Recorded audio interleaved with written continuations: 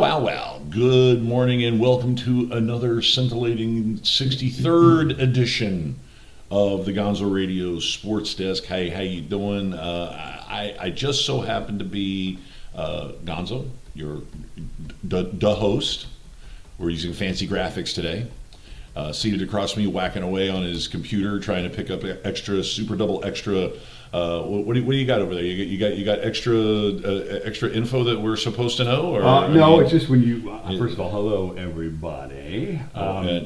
He's not the host. He is Damaz. Did you introduce me already? I start asking questions. I'm hitting the wrong buttons, but there you are. You're Damaz, and you are the analyst. Hey, I like it. The analyst title now. I like that. I like that a lot. Eventually, I will have somebody who will be called the producer.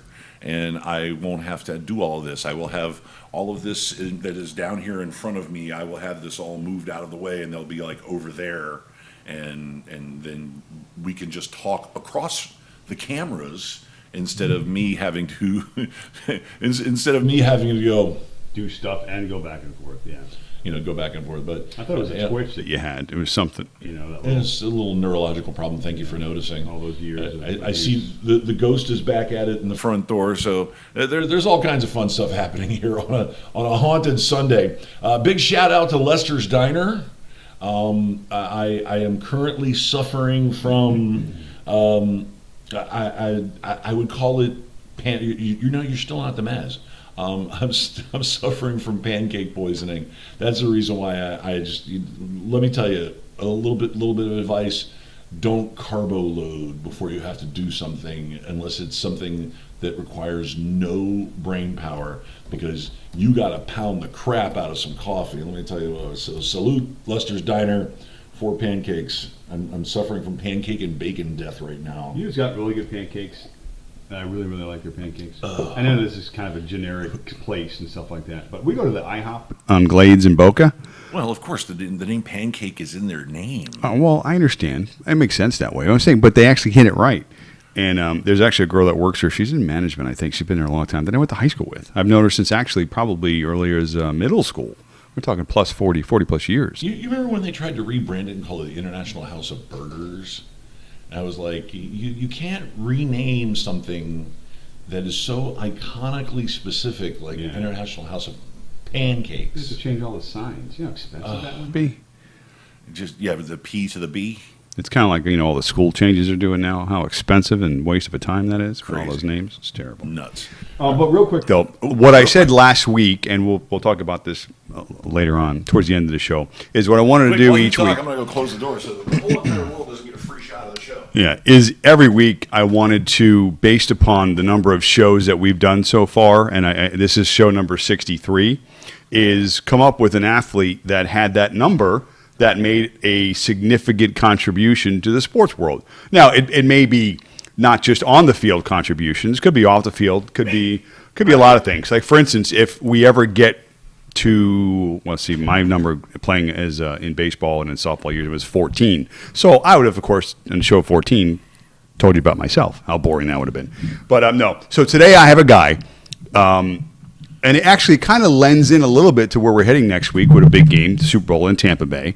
But one of the 64s that I was able to just talk about was an old Tampa Bay Buck, Leroy Selman. Remember him? Leroy Selman. I remember his football cards because I used to collect cards when I was a kid.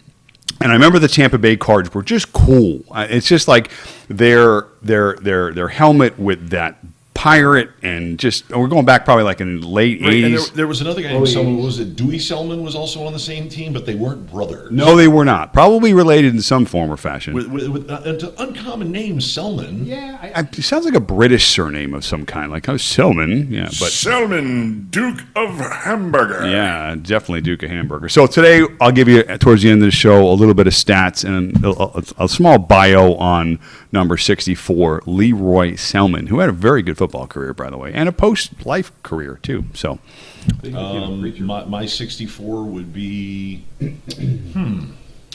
my number 64 would be guard Ed Newman from the Miami Dolphins. Wow, Dolphins reference. Who also I believe became a circuit court judge post-career. You know, it was really strange. A lot of these players that played in the 70s went on to become lawyers and judges. You know, you could always tell, and they were offensive and defensive linemen, Right. that always went on to have law careers, because these were the guys that either finished school, went to school all 4 years, and at least went out with a bachelor's degree in some sort of discipline. You mean when education mattered still in sports. Right, Yeah, right, education exactly. and sports, yeah. Right. Well, listen, football was seen to be a pretty good job, and a temp job, and then you moved on to whatever. If you became a superstar in football, and even back then in the 70s, superstars in football didn't make all that much money. No, I mean, obviously they really didn't. I mean, what was it? What was it? Was it Namath that broke the $1 million a year barrier? Yeah. Yeah, he was. I mean, and now we're talking about 1971. Yeah. And $1 million. Like, ooh. The irony of it too is even though nowadays you have advancements in medical science and treatments for the players and stuff like that, those players played a long time, and they played hurt too, obviously, because they didn't have the sort of advancements they have today. Namath played on one leg for the last 3 years of his career, including like a half a year with the Los Angeles Rams. Well, my point is also you would think motivationally, money wise, these guys, they couldn't play 2-3 years. 150 grand he was playing for, which was supposed to be a good contract. Yeah, so these guys had to play to get paid because they had to eat. So they had to get on the field regardless and play. So and you young whippersnappers out there who think that doing all of this ad work and everything, okay, that to supplement your brand, okay, that's been done for a long time. Yeah. Okay, that's been done for a very long time, because you had these football and baseball players, these athletes that would, now granted back then you would do it in your individual market, and it would be like a car dealership. Right. Okay, but you didn't really do national ads. Not until, once again, a young man by the name of Joe Willie Namath started doing national ads. Yeah. Okay, because he was a good-looking kid. And he started doing national ads, and when Joe Namath started doing national ads, and the whole thing blew up. So what is new or what is current has been around for a long, long time. Yeah, 100%. That's for sure. So speaking of something that's been around a long, long time, around as long as I've been alive, that would be Super Bowl 55. wow, yeah, it's here. It's a biggie. Yeah. Okay. I mean, we have a lot to discuss. There's a lot going on. I mean, we also have the Matt Stafford Jared Goff trade, which we have an opinion on that. We sure do. We have and we'll also dip into the Deshaun Watson pool directly thereafter, because we both agree that the price has gone in which direction? Well, I mean, The value of Deshaun Watson? it's gone up. It has to, in my mind. But overall, you have to say when these teams are pretty much not hiding anything, they're not keeping any bullets in the chamber. He said slowly, because he had some sort of, I don't know, some sort of allegiance to the city. I mean, he's not a bad dude, so he wasn't out there stomping his feet and screaming from the rafters. Easy. We'll get into that when we get into the subject. I just wanted you to say up, down, up, down. So up. Okay. Okay. And let's see. Also, what was the other thing? NBA stuff I want to talk about. Yeah. Well, but A little NBA Well, stuff. Harden. I mean, the trade lot of from NBA last week. stuff. We could take a look and see how the Nets have been doing over the last 10 plus And if days. we have any time, we'll get into UFOs. We need to make time for that. Maybe some Jewish space lasers. I want to tell you what I saw in my own house. But we'll get to that. So Okay. yeah, it's Well, there's all kinds of crazy shit happening over your house. We all know that. Insanity. So Super Bowl 55 being played in Tampa. Tampa Bay Buccaneers, first team with home field advantage, or to play the Super Bowl in their home team. Ever. Yeah, and I mean a lot of people make the case that the San Francisco 49ers had home field advantage in Santa Clara When they beat the Chargers. when they played the Dolphins in Santa Clara. Oh, okay. They played the Dolphins and they beat the Dolphins, and that's the only Super Bowl that I will give up the fact that they beat the Dolphins. Right. But do they really have a home field advantage now? In Super Bowls generally anyway, regardless of where they're played. Right. I mean, if you put 70,000 people in the stadium, what percentages are really for their particular teams? Right. It's normally very, very little anyway. we've seen the home field advantage start to dwindle in the NFL. It really has. I mean, home field advantage in general. I mean, really, the only home court or home stadium advantage that we've seen that has been maintained has been college basketball, because in college basketball, the kids are sitting on top of you. Yeah. Okay, when you're playing in the field house, you're playing with the crazies around you. We're talking about an organized mob that will affect your game. But I mean, if you've seen road teams, their winning percentages rise. You've seen a lot more home dogs in point spreads, a lot more home dogs, because I would say that the home field. What was the point spread bonus for home field advantage? What was it? You give an automatic 3 points. 3 points. That's what they Consider as being that home field juice. But Right. again, now what is in that 3 points? It's got to be fans. It's got to be travel. It's got to be familiarity. It's all these other.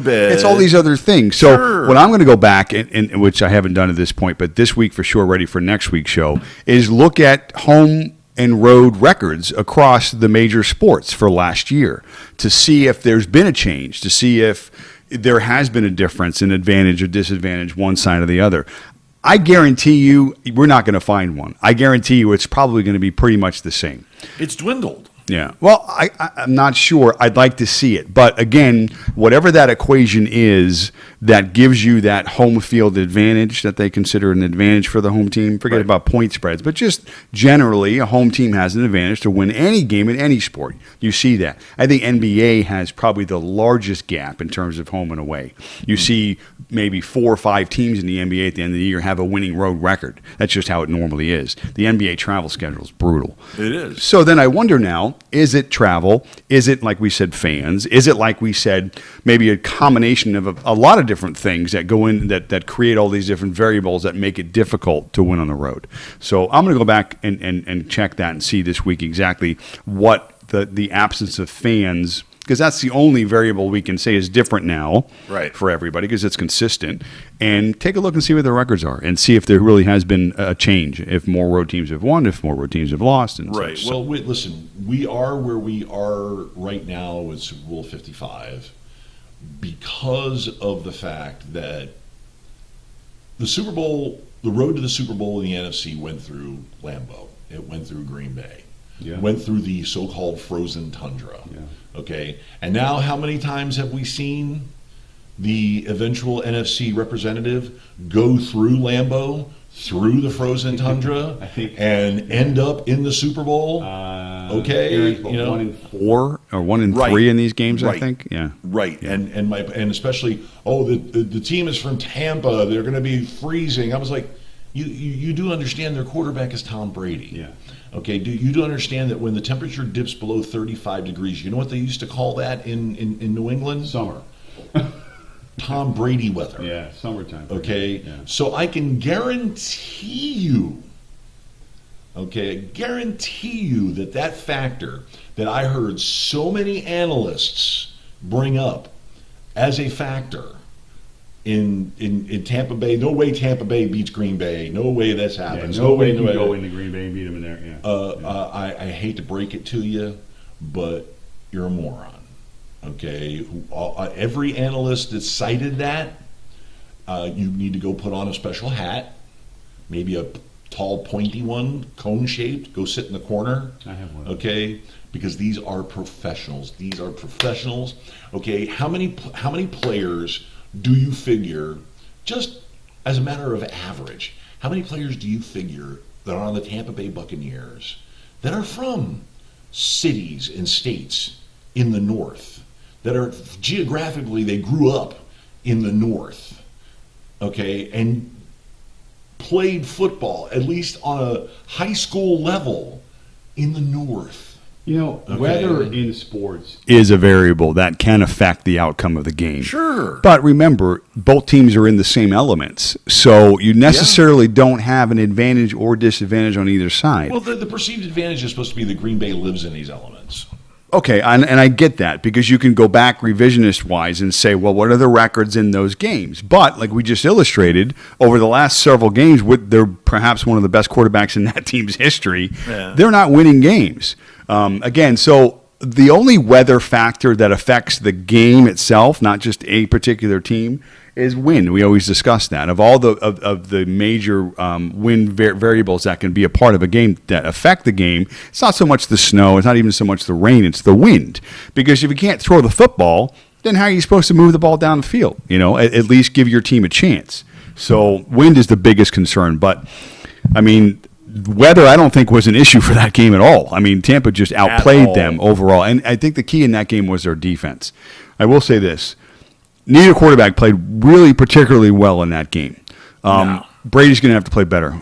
No, but I will say this. In a game that required a quarterback to make as few mistakes as possible, Brady made the fewest mistakes. He had 3 picks in the second half.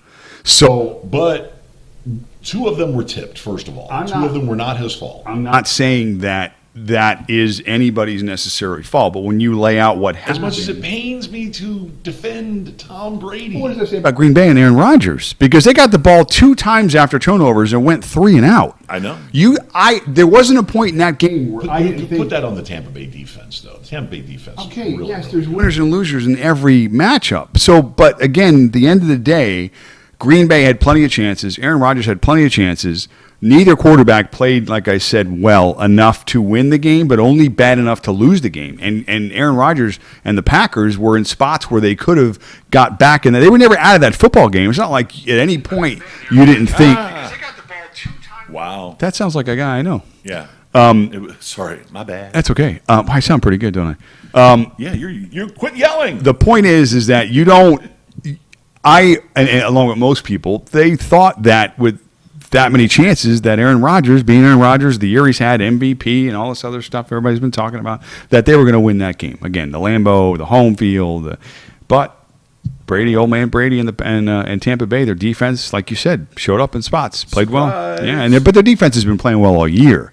So, to me, I think one of the biggest factors in this game, it's not necessarily even the quarterback play.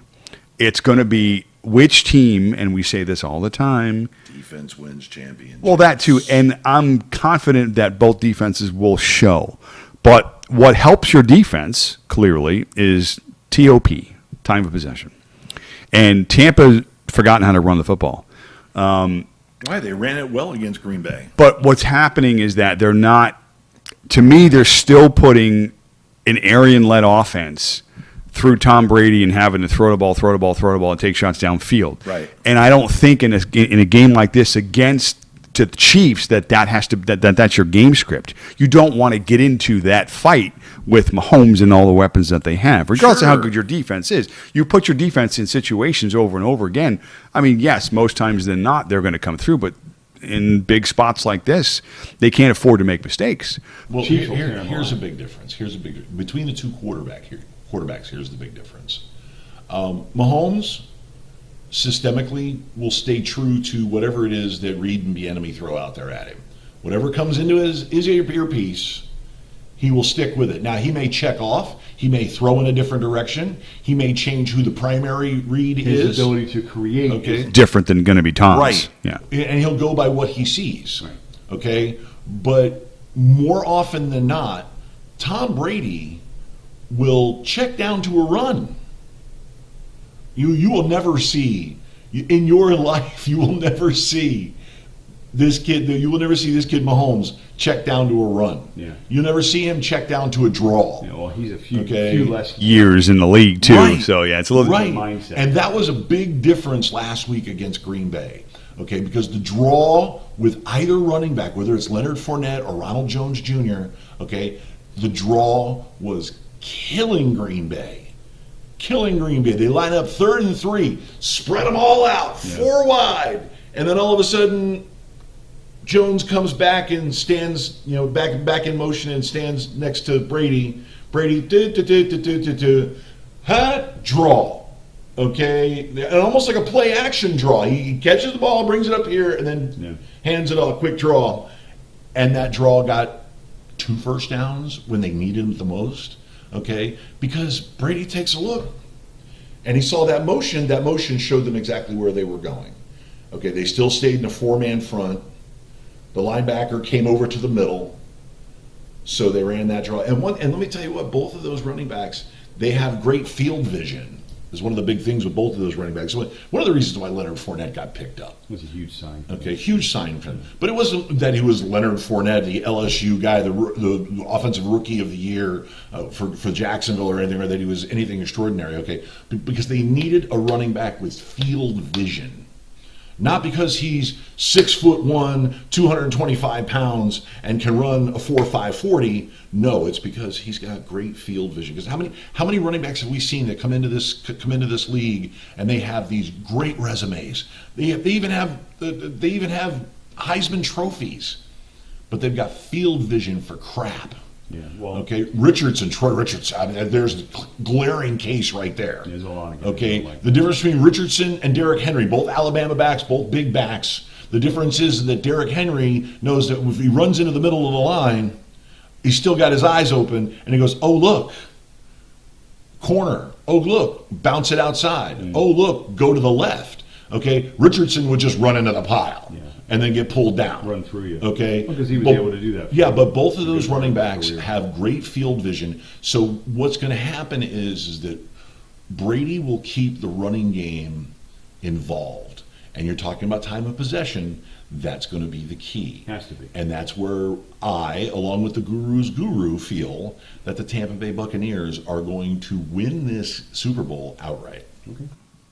I'm on Team KC. I know you are. I think the intangibles for Kansas City that matter in these sorts of games, like coaching. All right, I'm going to advantage Andy Reid. Ability to make plays when they're not there on offense. I'm going to advantage Mahomes, because even though Brady can pre-read you to death, he's seen everything you're going to throw at him. You still got to be able to make that play, that off-script play. Because if your guy gets beat, your tackle gets beat, and Brady's now having to create, advantages Kansas City because mobility and other factors. So you may see Mahomes make the bigger plays in this game, that I could see, and you'll see Brady make the smarter plays.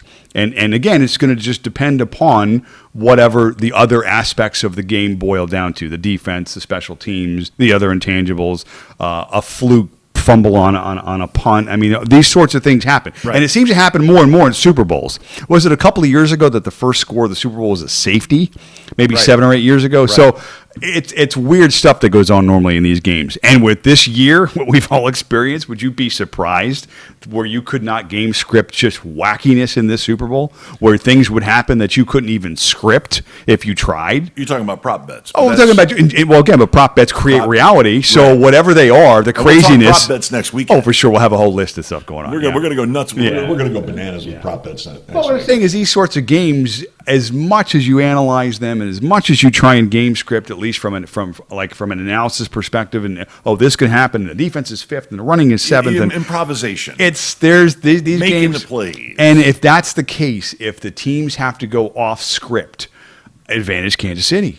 Okay, well, let me ask you, which player out of all of the myriad of receivers that they're going to have between both teams, okay, and whether it's Tyreek Hill, whether it's Travis Kelce, whether it's Mecole Hardman, whether it's Mike, what's his face for Tampa? Evans. Yeah, Mike Evans, Chris Godwin, Scotty Miller, and Antonio Brown's going to be playing this week. And here's the thing about Antonio Cameron Brown. Brate, A lot of guys. Rob Gronkowski. A lot of guys can catch the ball. They got weapons. Let me ask you this: who is most likely to have the stat line of 10 catches, around 100 yards, and 2 touchdowns? Who is the most likely to have that stat From line? either team? Not 160 yards, but either team. 10 catches. I'm either my MVP for each team. So if each team has this 105 guy, yards. Well, again, for me, 2 touchdowns and like 5 first downs. For Kansas City. Talking about improvisation. Kansas City, it's clear for me. It's Travis Kelce. Yeah. Because he's going to be one-on-one with probably a linebacker for a good part of the game. Right. Because they're going to be paying so much attention to guys like Hill and obviously Demarcus Robinson. So for me, it's Kelce. It just seems like in big games, that dude shows up. And he did last week, 2 touchdowns. We have 11 catches, 2 touchdowns, huge game. Yep. Again, tough to repeat those sorts of numbers, but he may not have to. I mean, if he's 8 catches and a touchdown and 100 yards, that team's probably going to win the football game. For me, the improvisational receiver, the guy that people are they've kind of overlooked, they've kind of dismissed, and that's Antonio Brown. Okay, you have intimate knowledge of Antonio Brown. Well, listen, here's Antonio Brown's numbers prior to the injury last week, which was a concern. Intimate knowledge. We mentioned this. The last 4 weeks leading up prior to the injury last week, he was leading the team in targets. Antonio Brown. So again, another weapon for Brady, and his free agent signings, or the Bucs free agent signings, like Antonio Brown, they've worked. The kid, he's playing. Listen, there was never a question if Antonio Brown can be a good receiver in this league. You can't go from being the best. He is an improvisational receiver. He does his best. The dude is like a jazz musician with improv. I mean, all you have to do is go ask your boy Ben. Did you run around? Ben Roethlisberger will tell you all day long that if I have to move my feet, okay, if I'm in my drop and I go one, even if Brown is the 1 or the 2 read, okay, and if he's got to move his feet, the first thing he's doing is he's looking for Antonio Brown. Because one of the first things that's going to happen is that Brown is going to find him. Yeah. Okay? And Brown, listen, as flaky as he was and as crazy as he went, and I'm still not convinced that alcohol and drugs weren't involved, okay? You know, he's a Miami guy. How many Miami guys have we seen go bananas? Yeah. But, you know, it's in the water down here. We go nuts.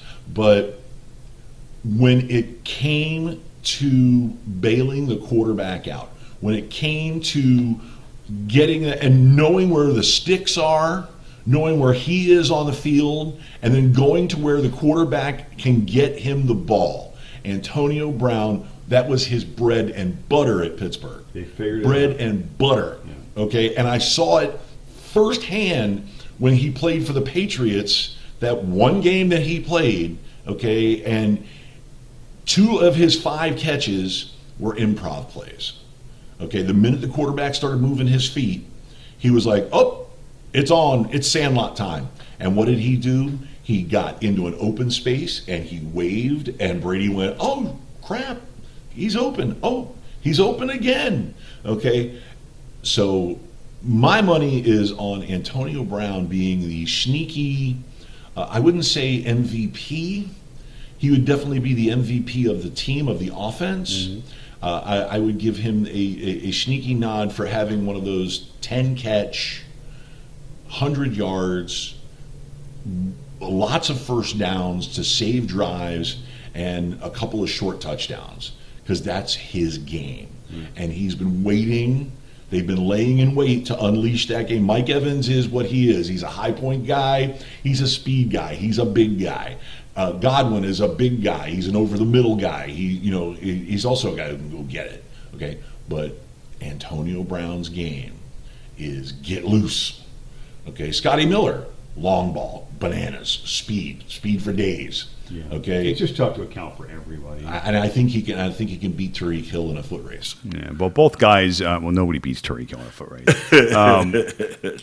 But yeah, listen, talent-wise, both sides have it. I mean, clearly you can say that there were no flukes. Then it's defense. Both teams deserve to be here. Then it's defense. Yeah. Then it's defense. I give the nod to Tampa Bay and their defense. Their defense is designed to slow high-powered offenses down. They can. They match are, up. and they are a good red zone defense. Yeah, they can match Okay, up. but they also slow you down. Yeah. Well, Kansas City hasn't changed in terms of their inefficiency in the red zone. Right. That's they- the difference maker. I'm telling you. It could be. It could be. I'm telling you. I am going to get a feel for, and we'll do it like we said coming into next week, all the different crazy props that are out there. Because Vegas, first of all, betting props is a crapshoot anyway. Overall, for those, Oh, but it's fun. For the You throw Super Bowl. $5 here, $5 and there. that's It's what I'm gonna fun. say. it's the fun part. Now, I'm a big prop guy. I like accomplishment props, the yardage props, stuff like that. Receivers, running backs, we've talked about it. But you're going to have props like the first score, is it a field goal, or Safety. the longest punt return over 46 yards. I mean, you'll have You crazy remember how stuff like everybody that. freaked out when that safety was. It was about 6-8 years ago, right? It was a safety. Yeah. Everybody freaked out. Oh my God, safety! Who bet safety? Who bet safety? Yeah, well, that messed up the boxes and everything else too moving forward. So you had like halftime score like 5s and 6s. Yep. Normally now again in the old NFL, well, you knew you were dead when you drew the 5 and the 6. Yeah. Right. But in today's NFL, with missed extra points, 2-point going for 2-point conversions. conversions, all this other stuff, there's not a number on that back end. Teams kicking 5 field goals. Yeah. So would you be surprised to see a final score, say 25-19? I mean, that who knows? Could happen. 5s and 9s all day long. And by the way, can I get a little credit for calling the NFC game almost to the almost to the point? You got it. Almost. I called it almost to the point. I missed by 1 point. Okay, 31-27. It was 31-26. And there was a missed extra point and a missed 2-point conversion. There were 4 field goals. And the game went almost exactly like I said it was going to go. Game script was right on. So I know a little bit about what I'm doing. Yeah, listen, Just a little bit. Every squirrel finds a nut. This was a huge nut. I should have bet the rent on it. Yeah. I should have bet the rent. I should have took the points. I should have teased it. Okay, because I knew you're dealing with the GOAT. I hate to say it. I'm a Dolphin fan. You're dealing with the GOAT. Okay, I've seen him. I've seen him lose. I've seen him win. Okay, he's the same animal in both instances. When you beat him, he's still coming at you in the fourth quarter. He's still, you're up by 11. He's coming at you in the fourth quarter. There may be 7 seconds left on the clock, but they're going to drive down and score a touchdown, and then they're going to kick. They're going to kick an onside kick. They're going to try to get the ball back and get you again. Okay, so he never quits. Okay, and I put my faith in Brady, his improvisational skills with Antonio Brown. I put my faith in that defense. Okay, a lot of people talk about how Shaquille Barrett, their excellent edge rusher, defensive end, who had a great season last year, this year, he's a little off. Why a little off? Because they didn't rely on him to sack the quarterback every friggin' play. Okay, and teams were also double teaming him. Yeah. But he was freeing up other players. Their defense is And strong. that defense got better, but his stat line got worse. Okay, and now he's coming up for free agency, and I'm telling you for a fact, Tampa Bay is going to move heaven and earth to re-sign that kid. Well, Okay. listen, they're watching the film. They're watching the tape. Yeah, they know. He's a disruptor. You can't. When we're watching a football game on TV and you're seeing it live, you can't possibly watch every single transaction that goes on the Right. field. And But that's they what the can. coaches do. The coaches know. So Right. the success of a team a lot of time is not just solely dependent upon, quarterback, receiver, running back, the skill positions. You need the other guys, obviously, to do their jobs too. And Tampa's done their job well all year. Right. You listen. You know what? You know what I use. What my tell is when I'm watching a defense, and I can tell pretty much how the play is going to go, and it's that triangle in the middle of the defense. It's that middle linebacker and defensive tackles. Okay. When the ball is snapped, I'm looking right at those tackles. I'm looking right at them, and the linebacker behind them. Okay. I'm going to know where the play is going, and I'm going to know how the play is going to end up. Okay, Because sometimes you'll be sitting there watching me, watching a game with me, and you'll hear they got him, and you're wondering, what are you talking about? And then all of a sudden the quarterback gets sacked. Okay, because I'm watching the game that's being played in the trenches with the defensive tackles. If the defensive tackles get the attention of the entire offensive line, that quarterback is dead meat. Okay, period. And if the defensive tackles can get the attention of those 5 guys, 2 guys get the attention of the 5 guys, you can't run the ball. Right.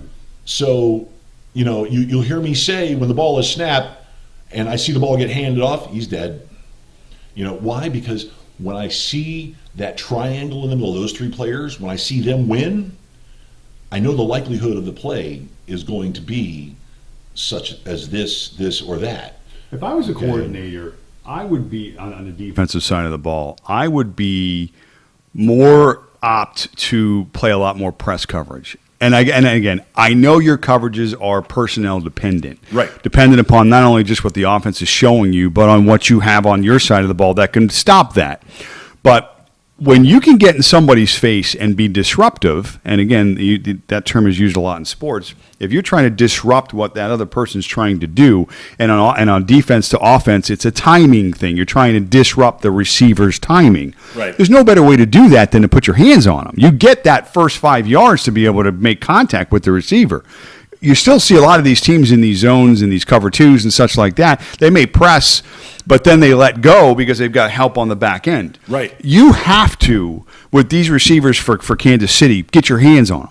You have to get in, and it's tough because Kelsey's a monster, 6'5", 240, but you still have to disrupt their agenda, get in their way, get an extra half a second so that your linemen or your linebackers or safeties or whoever's trying to create pressure can get that additional pressure. Right. And without doing so, if you're just going to sit in your spot in your zone reads and stuff like that from defense, they're going to tear you up.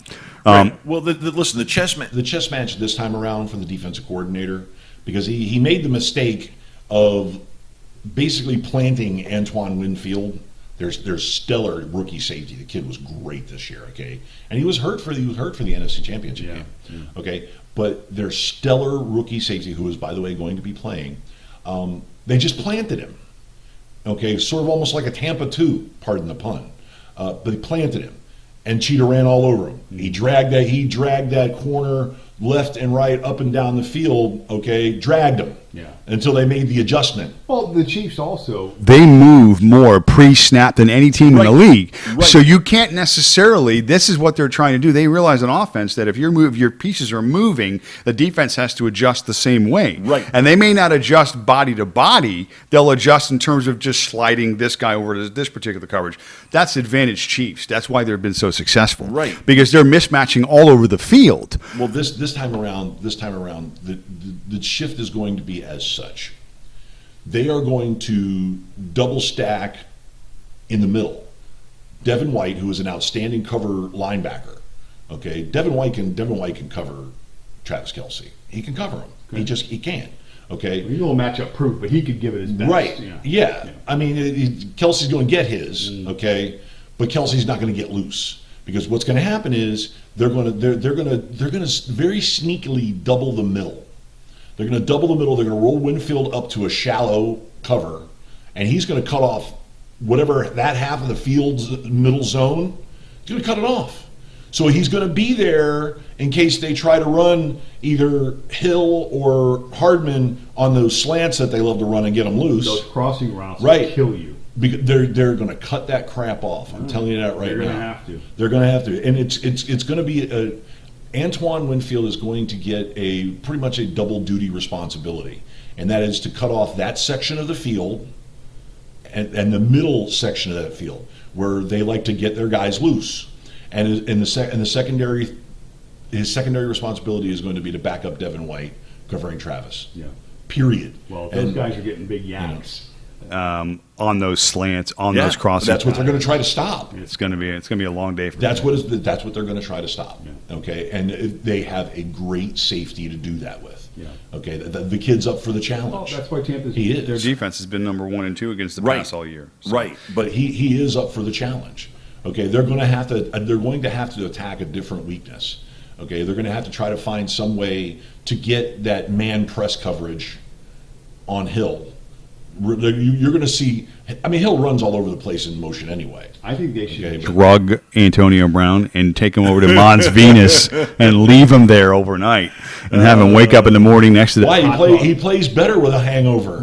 Hey, Antonio, the hot dog buffet is in 1 hour. He plays better with a hangover. The stadium. Oh, okay. Great. Now he's going to have 14 catches for 150 yards and 2 touchdowns. We'll see how that works. He plays better with a hangover. Okay, so you're saying the Chiefs are going to win it. Are they going to cover? It was a 3.5.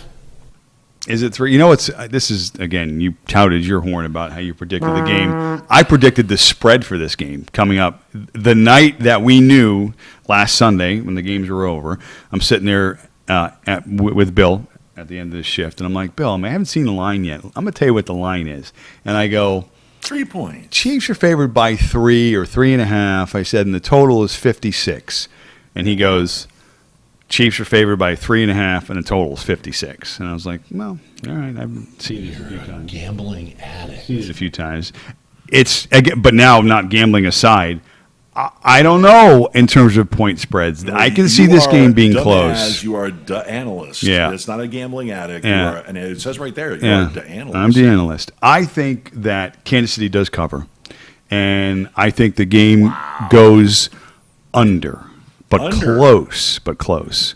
So you're believing my defense wins championships? I think at this point, one or both of these teams, if they're smart, are going to try and establish the run. And I can definitely see a slower scoring output, especially earlier on when teams are kind of getting that feel, seeing how things are going to lay out. Again, you get a crazy thing happen like you do in some of these games where you get a punt return or somebody fumbles the snap and whatever, and you get a short field, then things change. Then the scoring gets crazy. But I think if everything goes to script, I think it's a lower type of scoring game. I think one of the two teams will try and run the ball conservative. I don't think you'll see the mistakes you saw in the championship games. I think they'll hopefully keep it close to the vest. Although with Arians and his ego and mentality, grip it and rip it, it's... Well, who knows? I mean, would you be surprised to see Brady come out and throw the ball the first 10 times? No. It's possible. They've got the weapons to do it. So, should be a great game. Give me a score. Chiefs, 28-24 Chiefs. Oh, you stole my score. Actually, I think it's going to be 4 points the other way around. We did this with the championship game, too. Right. Yeah, you were right. I thought it was going to be 27-23 Tampa Bay. Okay, I see that Tampa Bay defense causing Kansas City to have to kick a buttload of field goals. Okay, a buttload of field goals. Makes sense. They've struggled in the red zone. Yeah. I see, 2 touchdowns. I see Kansas City taking the lead early. I see Kansas City taking a significant lead early instead of being the comeback kids like they have been for the last 2 years. It's nice to be able to Can, because they've done that too. Right. Yeah. But the difference maker is the defenses. Okay, Tampa Bay defense is designed to slow you down. And the difference maker on offense is the quarterback. They've got a coach out there. You can talk about Arians as coaching all you want, but they've got a coach on the field. He will check down to runs. He will check down to short outlets to Gronkowski. He will get first downs. The guy is new, and it's not saying that Patrick Mahomes doesn't understand the nuances of the game, okay, but he's not there yet. Right. He's still 5 years away from having that awareness that, because he's still letting his physical gifts help him. Okay, eventually he's going to get to the point where he's going to have a couple of injuries that's going to slow him down. He's going to hit 30 years old. And he's going to be like, so, and he's going to get smarter. He could get hurt. He's a smart kid. He could get hurt on the set of one of those insurance commercials. Right. He could trip over Aaron Rodgers. Right. But he's a smart kid, and he will develop that, but he's 4 or 5 years away from developing that Brady level of knowing what to do in the situations. Yeah. So you say 28-24. I say 27-23. More of a slog, more of a three field goal effort from both teams. Okay. So there you go. Tampa for you, KC. Yeah, I'll take Tampa. Sure. You take KC. Should be a good one. Loser. Next Okay. week we'll be prepared though. We got a lot of props. We'll talk Props. about, Props out the wazoo. Plus there'll be, listen, as this week progresses now, the little stories will pop and you'll hear little things and we'll get into some of that stuff too. So Okay, quick segue. There was a huge trade last night. Everybody's been jibber jabbering about the quarterback carousel that's going to happen. Mm-hmm. And it already started before the Super Bowl. Yeah. It started Yeah. because the Los Angeles Rams, who love to trade, made a trade for Matthew Stafford with the Detroit Lions. yes, they do. Now, Matt Stafford, really good quarterback, real good quarterback. And as a matter of fact, you're seeing the story play out actually over your shoulder on TV. They're talking about it too. Thanks ESPN. Thanks SportsCenter for helping us give us a little extra added graphics. They segued us, by the way. Yeah, but so. the trade Matthew Stafford for Jared Goff. It is the first time in NFL history that number one overall picks have been traded for one another, which is wild. Cool. It's cool. Yeah. It's crazy. Sure. But much to my chagrin, Los Angeles has given up a treasure trove for a 32-year-old quarterback. A lot. And got rid of a quarterback who's young. He's still young. He was the number one overall pick in 2018. This is his fourth season now, third season, going on his fourth season. So they gave up on him. Let's talk about Matt Stafford. I like him. Okay, you mentioned he's talented. Sure, you're in the NFL. You're a talented quarterback. He's fantastic. But I will say this about the Lions and Matthew Stafford. They've never won a division since he's been there.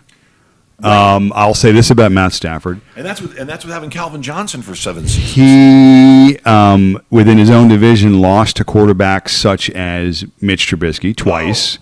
Case Keenum took a division title away from the Lions.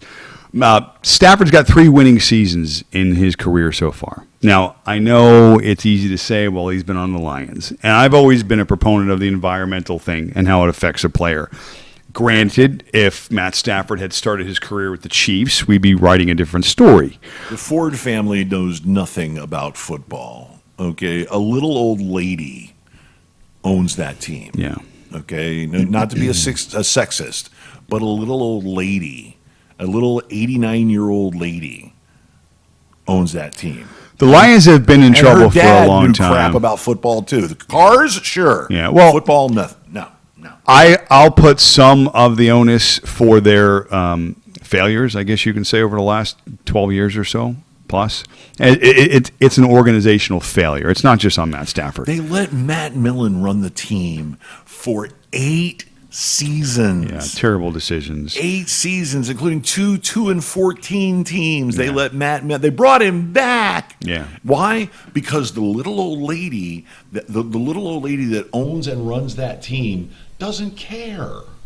She does not care. She likes to go to the games. She likes to have her little Sunday outing where she goes to her royal box. She likes brunch. And she likes to have a little brunch, She's exactly. a brunch person. My wife likes brunch. She's sitting up there with her Pomeranian in her lap. Oh, boy. She's the only lady allowed to have a dog in the stadium because it's her stadium and it's her dog and it's her team. Makes sense. Okay, so that is a royal holdover from the times of owners being royalty in the NFL. She is the antithesis of the Rooney family.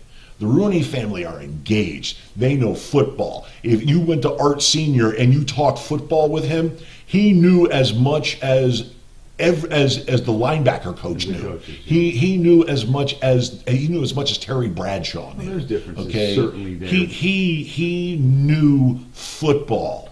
Okay, period. Stafford. 2 picks and a quarterback for Stafford. 2 first-round draft choices that they didn't have. It's a lot. They're 22 and 20. They have no 21 pick because they traded everything away to get Jalen Ramsey. We're not in these discussions. We only see the ending results of these discussions, and then we look back and go, how do they get to the point where they're going to trade this much for this guy? And it's a mystery. I mean, you see it with these teams. The Texans did it, got their coach and GM fired with all their brilliant decisions.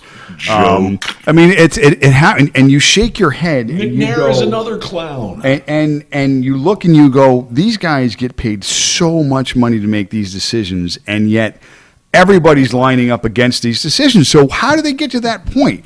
Now, look at our body language as we discuss the Detroit Lions. My hand's on my head. You're sinking. I'm like, oh my god. Well, because listen, I want to get on How this do these whole people thing. own a football team. What this does, and I'm gonna bring up a basketball analysis for this in this trading thing too, is it devalues the sport when you can put so much value on one particular player. Okay, I want to segue into Harden real quick. I like Matt Stafford, and I like Goff as well, but straight up, okay, maybe you give a pick or two, a conditional depending on a player's results and how things work out, but to flat out give up 2 first-round picks for a player that hasn't even won his own division, I'm sorry, I'm not making that move with a team that has so many needs. Okay, I'm just not doing it. So I'm just sitting here quietly laughing. And let me tell you, here's what's really ridiculous. Okay, like I said, with Jalen Ramsey last year, and they even had one the year before. I forget. I'll remember it. They have mortgaged their first-round draft choices, and now second-round draft choices, and now they've gone to the point for the third round. Okay, you understand that the Rams don't pick until the 4th round this year, okay? Because they got rid of their first round and their second rounder for Jalen Ramsey. Right. Okay. But now, you know they what? threw in their third rounder for this trade for this year. I know. But here's the thing, because we'll talk about the Dolphins too. I'm all about trading picks for players. Sure. For proven players that have that value, and I'm not Sure. again. Oh, we're going to do this now. We're going to go here with Deshaun Watson now. Okay, let's go here with Deshaun Watson. I'll do it. If you're the Dolphins and you have failed miserably as an organization over the last 25 years, and you could point to a lot of different directions as to why, but like we say in sports, you got a leader on the team, and in football, there's no more important of a position than the quarterback position. True. You have an opportunity now to go get, and this is not an argument, this is fact, one of the top 3 or 4 quarterbacks in the league for the next, 6, 8 years possibly, maybe more if he stays healthy. Okay? Yep. You have an opportunity now, the way the team has gone from being, again, one of the worst teams in the league for a period of time to making this miraculous turnaround in direction, which, again, all the credit goes towards general management and the coach and, of course, the players. They've bought in. Sure. It's working. You have a chance now to move pieces that you've acquired to put you in a position to build your team. And they did it last year. They had 64 picks last year. Right. They hit on most of them, okay? They got about 50. They have 7 less this year. They only have 53 picks this year. How do you not fill the need, the most important need of your team in a spot like this? You remember Drew Brees about 8-9 years ago? You shut your dirty whore mouth. Ow, my shoulder. Who paid that doctor? That doctor is the worst doctor in the history of sports medicine. Finished. That man's career is done. He's not playing. Worst doctor in the history of sports medicine. Okay. Well, the history of the Dolphins would have been rewritten if Brees had been their quarterback over the last 8 years. If I could ever find out who that doctor is.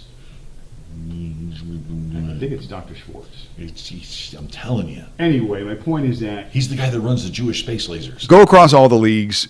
It's very, very difficult to build strictly through the draft because when you're taking players on an what-if basis, well, this guy was good in college. What if it translates to this in the pros? More often than not, it doesn't, unfortunately, and you end up not getting the value at which you are hoping to achieve. You get picks. You're trying to develop a player. If they have to give up a first round, if they have to give up 2 first-round picks, don't you think Deshaun Watson's worth those 2 picks? I mean, honestly, at this point in the game. All right. Now lean back, stretch, get comfy. Do a little. Okay. Let me let you in on a little bit of revelation. My position has evolved. Okay, let me state right off the bat, there's no bad move that the Dolphins can make here right now. There is no bad move. They can stand pat. Not a bad move. Good move, sticks with the plan. Okay, what has been presented to them is a plan that can rocket them 2 steps past what their plan is. Take them right to where they want to be, what they thought they were going to be in 2022 or 2023. take them right there. You're saying if they take Deshaun, If they take Deshaun Watson, 100%. they will take themselves right where they want to be. Okay, next year. Okay, Deshaun Watson. Analysts like to say that Deshaun Watson only went 4-12 with a good offense, but on a terrible team. Okay, and they like to they like to say that the talent that he has or had on that Houston team is as good as the Miami Dolphins offensive talent. Maybe with Will Fuller, with Brandon Cooks, whom they added later in the season. Maybe, but they didn't have the tight end that Mike Gesicki is, or the other three guys who are of average situational tight ends. Okay, they did not have them. Plus, the Dolphins' offensive line is good, not Right. great, getting Right. better. Houston's Right. is terrible. Right. And has been terrible. Right, they got one guy, Laramie Tunsil, that we sent him. Yeah, who's a little bit long in the tooth by this point. By this point, yeah, he's working on season 4, 5, 6. Yeah. But the point is, one thing that everybody seems to forget is that the Miami Dolphins had two big opt-outs last year, two wide receiver opt-outs. Albert Wilson, who's one of the better slot receivers in the NFL. Okay, we signed him to a big contract. He opted out. And Alan Hearns, who was an underappreciated, WR3. Okay, a guy who can get it done. Leadership, too. Okay, leadership too. Yeah, huge. He's been in the league a couple of minutes. Huge. Okay, all the Dolphins would have to do now. The trade package right now, I'm seeing the trade package being 3-18 this year. Next year Plus Tua? plus Tua, plus the first rounder next year. Okay, plus the first rounder next year. Sign me up. Okay, the Jets might try to beat that. Okay, I've felt that the Jets are in the conversation only to drive the price up, and the Panthers are in the conversation only to drive the price up. Okay, everybody talking about this one and that one. Even the Guru's guru talks about don't forget or don't sleep on the New Orleans Saints getting in on it.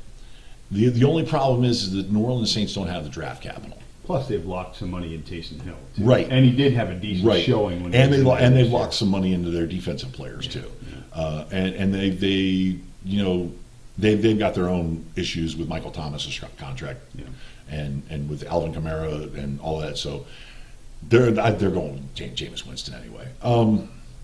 But the situation has now gotten to the point where they're going to have to be aggressive. I can see that if the Jets match their offer, because the Jets have two first rounders too. They have the second and the 23rd. Okay, this season. So if they go second, 23rd, and next year's first rounder, then we can sweeten the pot. We can offer them this year's third round. Next year's third round, because we got two picks in the third round this year and next year.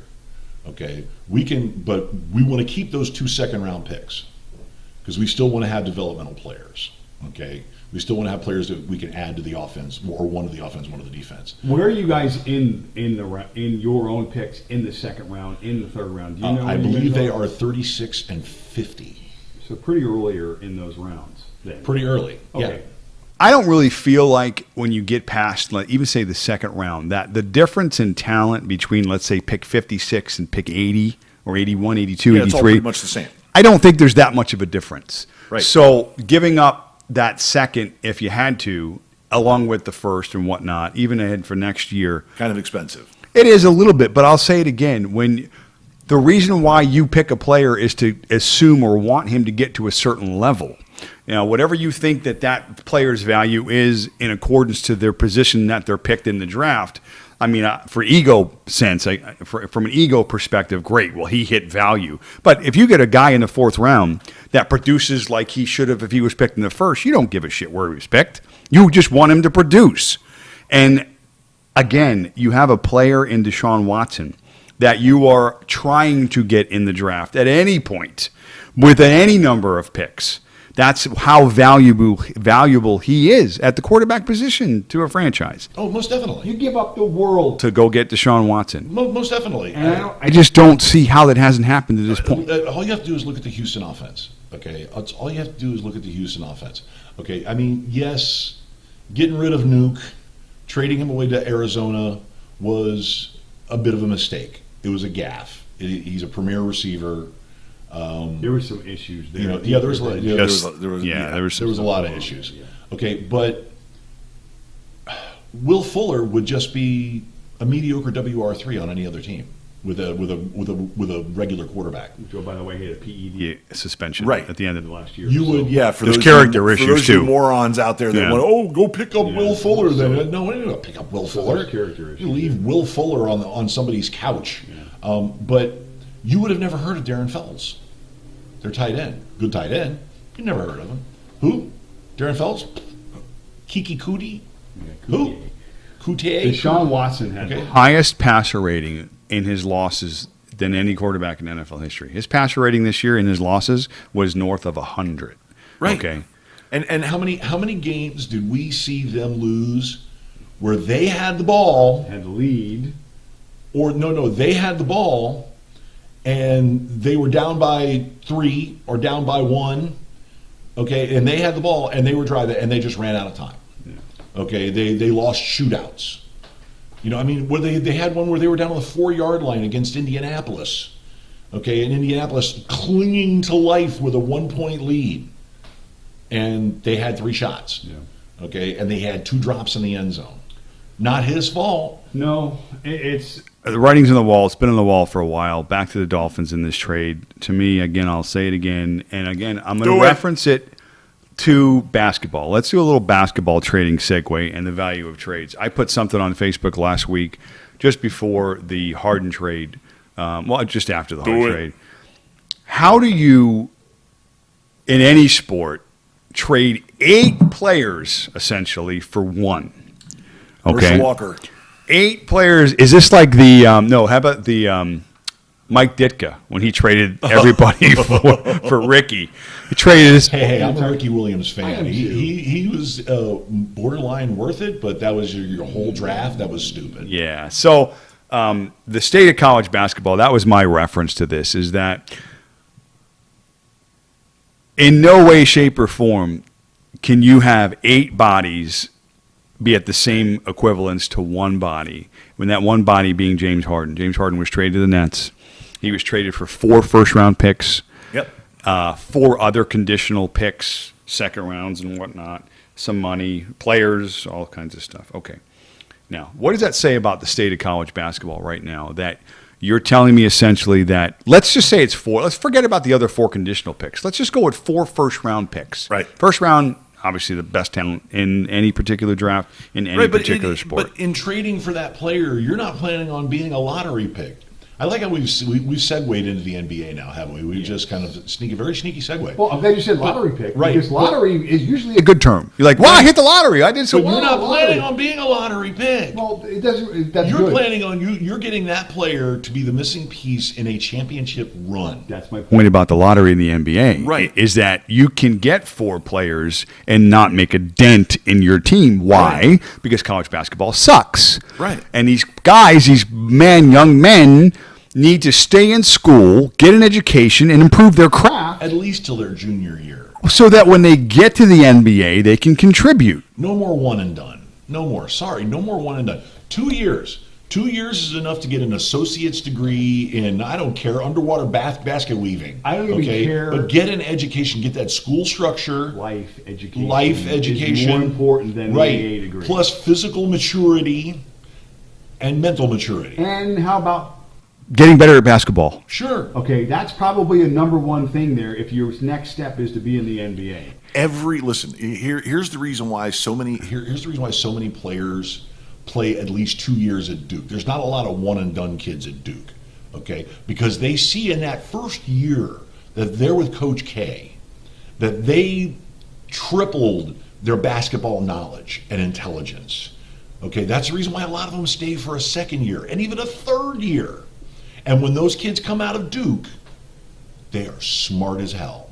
Okay, You gotta be smart to go to Duke to begin with.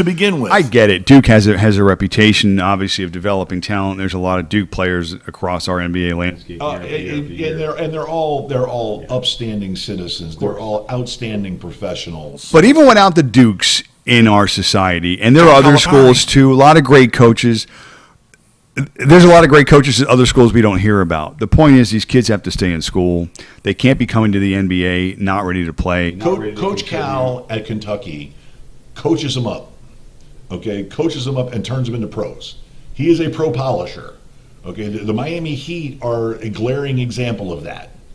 Okay, with Bam Adebayo and with Tyler Hero. They are a glaring example of Coach Cal. But you know what? Those guys would have benefited from another year playing for Kentucky. But they were one and dones. Okay? One where you had make these basketball players play 2 seasons of college basketball. I don't care if you're at friggin' Creighton. I don't care if you play for the Richmond Spiders. I don't care if you play for Roy Williams or Coach Cal or Coach K or whomever.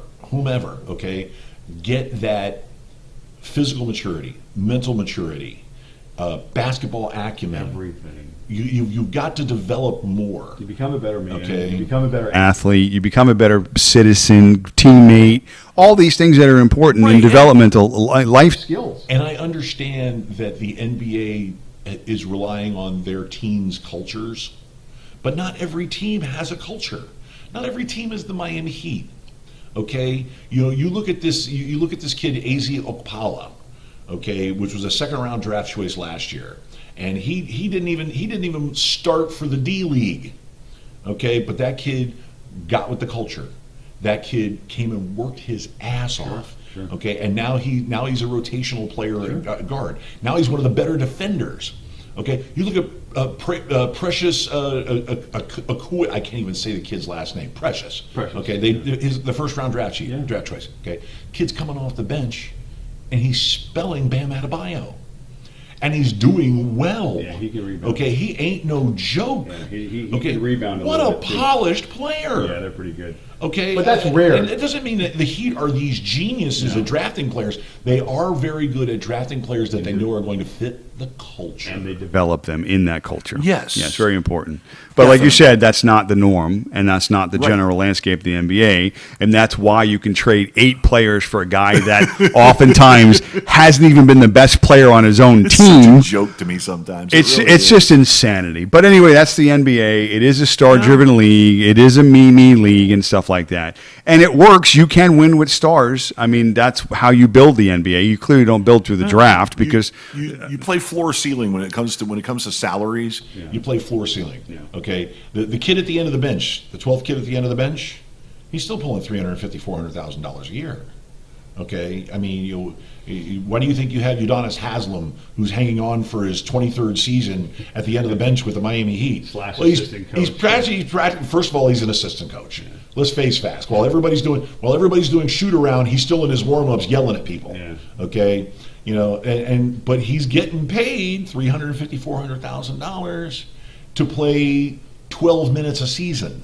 Maybe, yeah. 12 minutes a season. He's probably getting more than that. He knows that he's with the Heat organization. He got some minutes recently when you have 9 guys out with coronavirus and 2 guys out with with injuries. But it's a whole other deal. But the point is floor ceiling. Okay, you can come out of college, get drafted in the second round, make the team, and get 4 minutes a game, and sit on the end of the bench.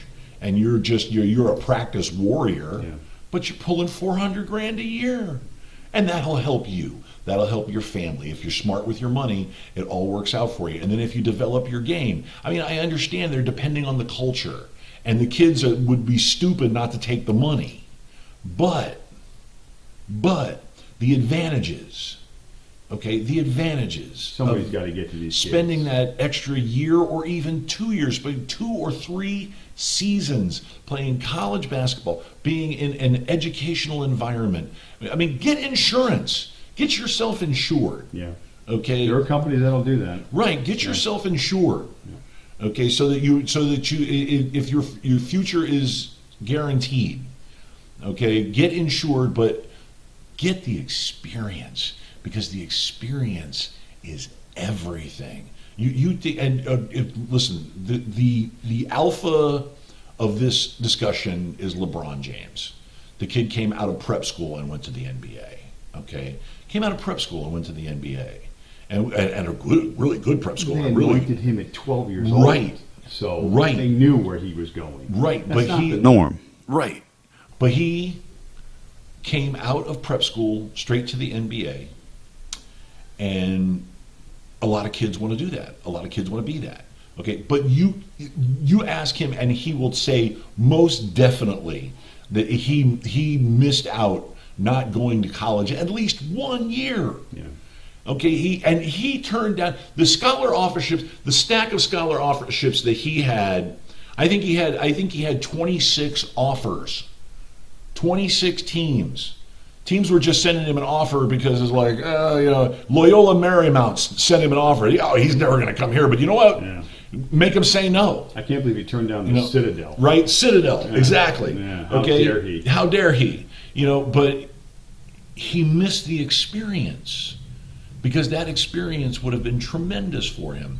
Now, he's the ultimate in coming from high school to superstardom. He had, But- like I said, From day one, and earlier than day one, day half. He's a physical freak. I understand. But he that. That's the support system around him, Right. because they knew what they had. Since he was 12. They knew what they had, the value in LeBron James. How does they a knew- 12-year-old have an agent? It was beneficial to everybody involved in LeBron James's life, besides LeBron James. You can have an keep it agent in going. high school, but you can't have an agent in college. You have an agent in high school. LeBron James. James has been a meal ticket for a lot of folks. Sure, the LeBron economy, I understand that, but a lot of these kids ain't LeBron. I mean, most of them, they ain't LeBron. Most of them, how about all of them? All of them. Not all of them. Yeah. Yeah. LeBron is the super exception to the rule. He's the rare duck. That's what you can't use is this. Thing called a sliding scale. You Yeah. know, you eliminate the top and the bottom because yeah. those are normally the normal. Those are the abnormalities. Right. The guy that aces the SAT and the one that can't put his name on the sheet. You get rid of Misspelled those, your name. and everybody else is in the middle. Misspelled his name, and when he got up from the desk, he tripped over his shoelaces. Nobody's ever gotten a 600 on the SAT. I got a 4. Thank you. As he's chewing on his pencil. These are good. So the bottom line here is stay in frickin' school, get better at life, get better at basketball, And and actually, when you come into the league you can contribute. Listen, I don't see why they say lead is poison. I think it's tasty. I've always said the yellow crayons have the most flavor. So those are the ones for me that they How about when you lick windows? How about that? 2 years on the short short bus for me. 2 years. Yeah, I liked licking windows. I don't know what the problem is. So back then, The tint is tasty. It's good bacteria. That's what I looked at it. So I still got COVID. I'm dying. yeah. Oh, my COVID. Yeah. Oh, my God. They used to say as a kid, eat dirt, and therefore you never got sick. I didn't like dirt. I liked windows and crayons. So Crayon eating window licker, you. So All right. best 2 years of my life. So now that we've giggled our way out of that, Yeah. we haven't discussed UFOs in quite a while. no, we haven't. And You got any new stories? Well, Because I seen lights the other day. I seen formations in the sky. No, I'm making that up. I did see some crazy stuff in my house, but I think that's not UFOs. That's like Right. entity related.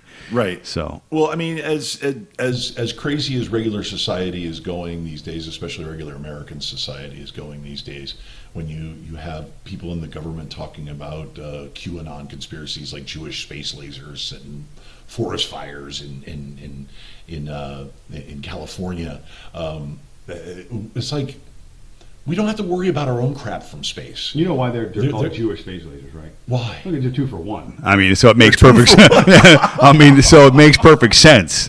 So oh God, yeah. And they control entertainment, Yeah. and they have space lasers, and Really cool. To that, I have to say, I have so many close friends, good friends, who are Jewish, who if they controlled entertainment, I should be rich and famous for like 20 years now.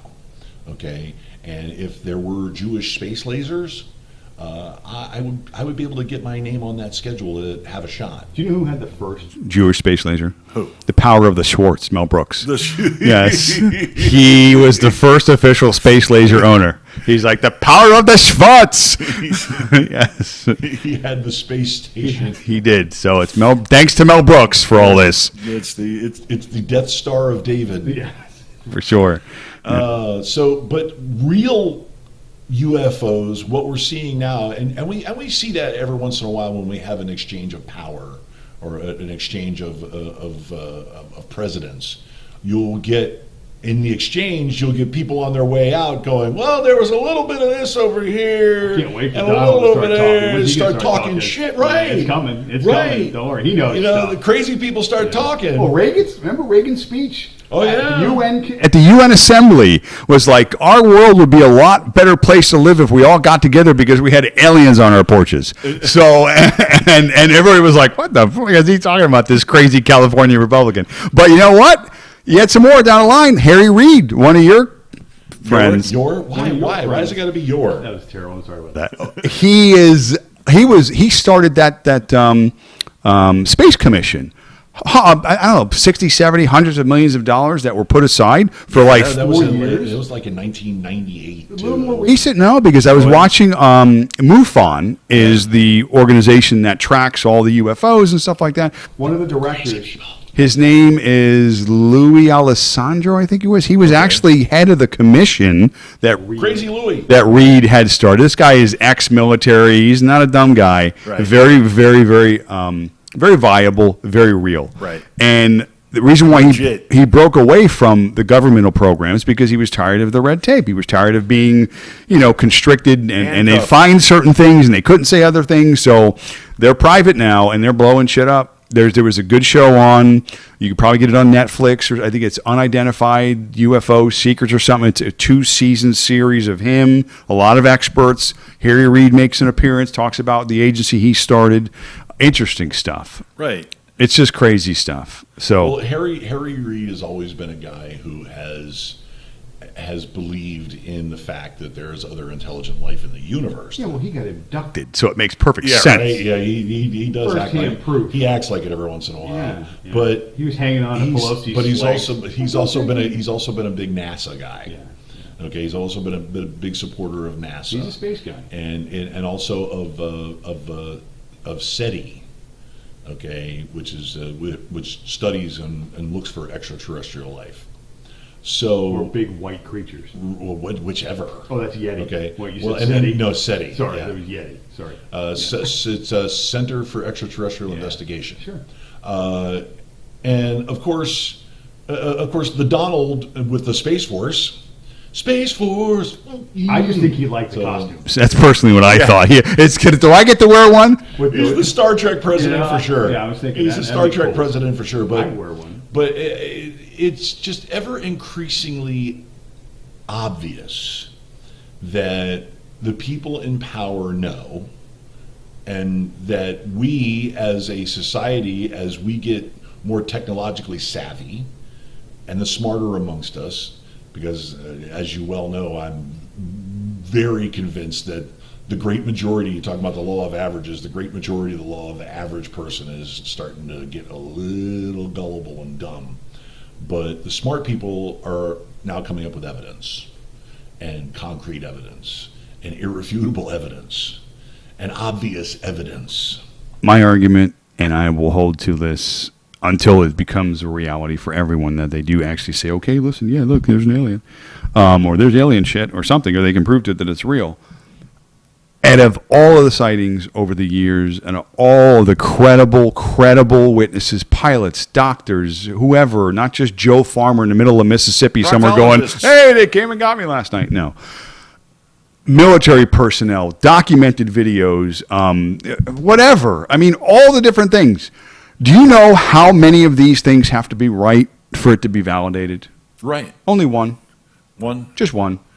Only one person had to see something that was really there out of the millions of different sightings and reports and commissions and monies that governments have spent trying to figure out who the hell is out there. And you're telling me that nobody is there, it's just us. Right. Okay. Okay. Here's an instance for you. Remember the whole big anal probe thing, which started in like the 50s, and I thought that was every second weekend in June. No, that's The other trip. totally different. That's a different trip. Sorry. yeah, No, they use lube for that. Oh, shit. But the anal probe thing, one thing that corroborated it was that there were 6 different instances where somebody who had claimed to get an anal probe came in and had something removed from their rectum, something metal, something metallic removed from their rectum. And they sent the metallic thing, first they sent it to law enforcement because they figured it was a criminal act, and law enforcement did a metallurgy thing on it, and they said this is like no metal we've ever seen before. And then they send it to the military because they They have a little different database. well, when it comes to they that attach sort it of to the stuff. story that Cletus was in the middle of the field. That's right, I dropped an F-bomb. Was in the middle of the field, and he took in the bright lights, and they took him up and they probed his butt, and a piece broke off in his butt, and so somewhere, maybe in Area 51, there's a specimen case Of Cletus's butt. of broken off pieces of anal probes, about 6 of them, Wow. that were reported. I said proctologists, and yeah, there were proctologists that actually removed pieces of anal probes from people who got probed by aliens. I'm going to take Take a step back on the aliens now because if there are aliens, I'd like to make a request if they're listening. Come get me. Well, no, don't put anything in my ass. Let's get away from the anal probe technology. You guys are really smart. Can we come up with, can you put something in my ear? Or can you take a picture of my head? Do you got to put something in my ass? I mean, honestly, at this point. Oh, There are some of us who are programmed. There's some chips. I thought you were going to say there was What's that want things in our ass? No, there are some of us that are programmed. There are some of us that are chipped. already. Oh yeah. Where? Oh yeah, for years. In your butt? No, but for years, it's easy enough to implant a human. Give somebody a fake eye, things like that. There have been plenty of people who have died, and they've gone through autopsies, and suddenly they pull out this thing, or they cremate them, and it's dust and this little device. Okay, And it's Susan B. Anthony quarter. no, it's not. Yeah, look at it, he swallowed a quarter and it stayed there for its entire life. You know what they say? You should never swallow your gum. That's what. This guy loved Wrigley's. But they put a tracking mechanism in there that records your entire life history. Okay. Things like that. We have been studied for hundreds of All right, years. let's That's a computer. Percentage of population that currently have an anal probe. From aliens or of their own device? I got to clarify. Gotta clarify, because a lot of them do it on purpose. That's true. You know how many people are out there walking around the streets, and not just women, but Yes. people walking around the street with butt plugs in? This is going the wrong way. Okay, But let's just say this is getting a little Percentage of people that aren't into self-inflicted booty butt pluggery. yes, and have just been That's violated. hashtag butt pluggery. Let's go with alien violation. All right. So what's the percentage of alien violation you think in this world right now, overall, of the people that are carrying around butt chips? Well, I think that the level of alien violation has gone down precipitously because they've already done the great majority of their studying of us. they got the smart ones first. I guess. Yeah, because there are people today, I don't think they're interested. Well, no, because they did get Cletus and they did get Bubba, and they did, they got the guys out in the middle of nowhere that picked them up in their pickup truck with the tractor beam and and knocked them out and probed them. Those guys and are smart. scanned them. What is their Contribution to society, Cletus and such. I mean, Right, they get well- picked on pretty. Well, they hard. they run the Stop and Shop, and they run the bait and tackle store, Right. or they have their own lawn service or whatever so it is. So these are middle America. yeah, it's butt just plugs. regular humans. So again, Just percentage of population carrying. Okay, Steve, Dave, Bob. I don't want to necessarily pick on deep South redneck farm hillbilly they already hicks. did 5% Okay, but population. Steve, Dave, and Bob are two real regular. So 2% of the population. 2% 2%. of the population. Yeah. 50 people. I mean, how many do you think? well, you have to think that there's at least a certain part of the population that are members of QAnon that believe in aliens, and the Alex Jones bunch. Here's what I'm going to do. I'm Okay, going to go those home. guys. Diana, if you're listening, I need you to go home, or if you're not already home. Watch InfoWars. Well, no. Because I'm going to check, because I'm going to see if she has one. Alex Jones will tell you all about lizard men. Where exactly, I mean, can you see it? Like, if you get in the right angle and the right light, you can maybe... Anal probes? Yeah, I'm looking for the probes. Or they kind of... You might need like an arthroscopic camera of some sort. A little probe. So you're saying she's going to have to be really patient. Well, Yeah, get an MRI. yeah. Oh, I thought I was going to do it myself. But okay, so anyway... Well, those MRIs would have shown up anyway. A couple of years ago, you had some digestive issues. And see, I don't think I have any probes. they secretly pulled a piece of a probe out of your butt. That's what it was. And suddenly you felt better. You were all right. I'm going to have to call my proctologist. Yeah, well, there you go. I do owe him flowers. So I definitely should reach out to him. Yeah. It's never good when they tell you, take your pants off and put them on that table over there. Which table? The one next to my pants. Yeah, no, zip. My insurance company. They wonder, why do you go every 6 months for a lower GI? And I'm like, And why do you bring flowers? duh. So, Why do you leave the proctologist office with flowers every time? are those tulips? Or like, I don't know, ask him. All right, folks, that's going to wrap things up for us here at the Gonzo Radio Sports Desk, because we've already done 20 minutes of aliens and anal probes and QAnon. Next week will be the Super Bowl preview show. We will have we will have official prop bets, and we'll make up a few of our own prop bets that you can engage in, and we will further analyze things, and hopefully no more starting quarterbacks get traded between then and now. Yeah. Nothing is official until March 17th anyway, because that's the beginning of league business, the league year. And hopefully the Heat win a couple of more games. They broke their 5-game losing streak last night. Yeah, against the Jimmy Sacramento Butler. Kings, Sacramento Kings ain't no joke. No, they're playing on. And Jimmy Butler came back and dropped 30. Yeah. So maybe they can get things back on track. He just had some COVID issues like some other Like teams and some other towns. crazy. We need to get Goran Dragic and Avery Bradley back. So we'll see about that. But any parting shots? Anything you want to say to the nice people? no, love Diana. Watch your ass. Love my daughter, love my family, and love everybody. I love your family too. They're great. Everybody just You were saying that you were going to bring your daughter over here so that you guys had to go to practice afterwards. My wife took her instead because my daughter knew that I would put her on, and she was worried and didn't want to be embarrassed by her No, dad. she wasn't going to be put on. No way. I would have been like, come here. So. She would have sat in the background. She would have been sitting over your right shoulder on the couch. Yeah. Right over there, she would have been sitting. All we would have seen was a cute little red-haired girl on her phone with the headphones in the hood, like just this. not looking at you. Yeah, so Just like, shut up, Dad. yeah, so that's my shout out. Okay. So, I want to thank everybody for watching and putting up with our nonsense, especially the last 25 minutes. We had a 90 really minutes, great time. yeah. We're verbose. We got stuff to say. We're verbose. We have we branched off into basketball and such too. So And UFOs. and anal probes. So yeah, make sure you check out the Mads on MLB at MLB Joy Us, and you can of course go on Instagram and all the other social media sites and search Gonzo Radio, and that's us. So on behalf of myself and the Maz, say goodbye to the nice people. adios. And we will catch you guys bright and early, 11 a.m. Super Bowl Sunday next week. I know I have the closing video here somewhere. Special edition. Bye.